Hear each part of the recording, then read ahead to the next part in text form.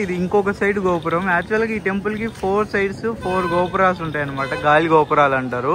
So మనం front side చూసుకున్నాము, ఇది సైడ్ ది. సో మనం బ్యాక్ అటు లెఫ్ట్ మొత్తం చూసుకోవచ్చు అనమాట. 4 సైడ్లు ఉంటాయి. ఇంకా ఇక్కడ జనాలు చూడండి ఇలా ఉన్నారు. సో తీర్థంలో బాత్ చేయాలంటే ఇదంటే అండి, ఈ గేట్ లో నుంచి వెళ్ళాలా, నార్త్ సైడ్ గేట్ అంట ఇది.